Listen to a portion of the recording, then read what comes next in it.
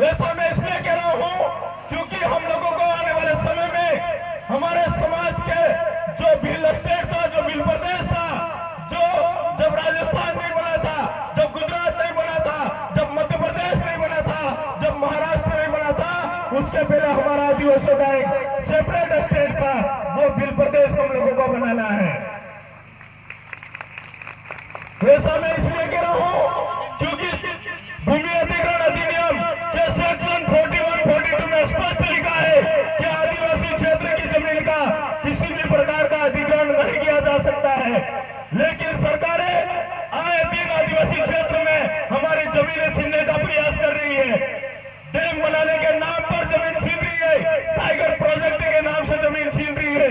साथियों, मैं आपसे कहना चाहता हूं कि हम लोगों को जागरूक होना है और वैचारिक दृष्टिकोण से हम लोगों को एक होना है। मेरा आप सब लोगों से सवाल है, हमारी जनसंख्या इस देश में कितना प्रतिशत है? हमारी जनसंख्या कितना प्रतिशत है? 8% जनसंख्या इस देश के अंदर।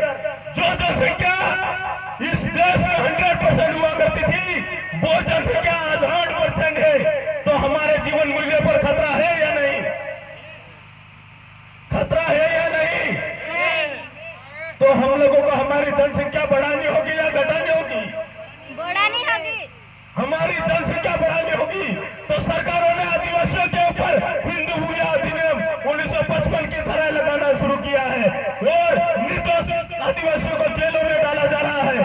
क्या ये सही हो रहा है आदिवासियों के साथ में? नहीं हो रहा है। कुछ लोग कहते हैं कि मेरा भारत आगे बढ़ रहा है, मेरा भारत देश आगे बढ़ रहा है। वास्तव में देखा जाए कि जिस देश का मालिक आदिवासी है, उनकी हालत दिशा और दिशा क्या है?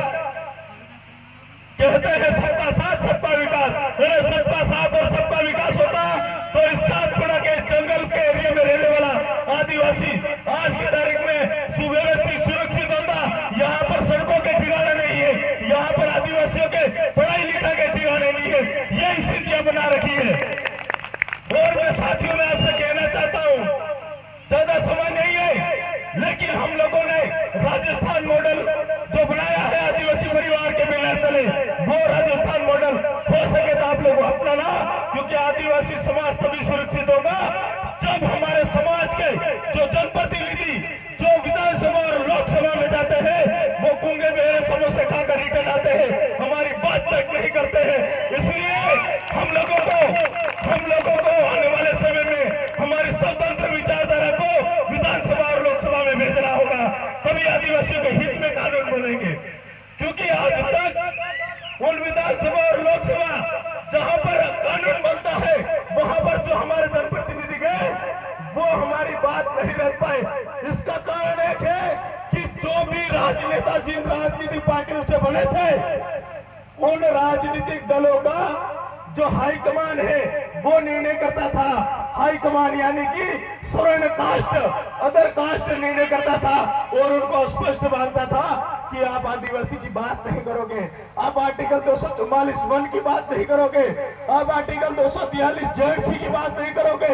इस तरह से पाबंद करके शिक्षा, स्वास्थ्य, रोजगार पर बात नहीं करने देते थे और धार्मिक लड़ाई में उलझाते थे। मैं आपसे कहना चाहता हूं, आप लोगों को धार्मिक लड़ाई लड़नी है या आपके संवैधानिक लड़ाई लड़नी है? तो साथियों, मेरा यहां से आह्वान है, आने वाले समय में हम लोग मिलकर भील प्रदेश बनाएंगे। कितने लोग तैयार हैं?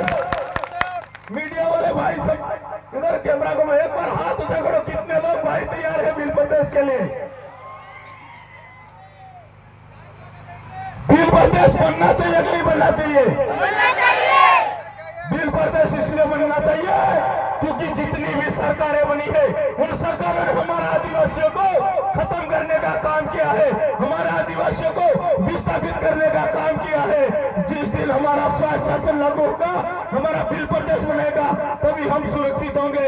इसलिए मैं साथियों ज्यादा नहीं कहते हुए मेरी बात को यही विराम दूंगा, लेकिन आपसे मैं कहना चाहता हूँ कि मैं सबको उन्हें चढ़ाता हूँ। भील प्रदेश जिनकी जोत है, नाम भील प्रदेश ही जिनका सपना भील प्रदेश है।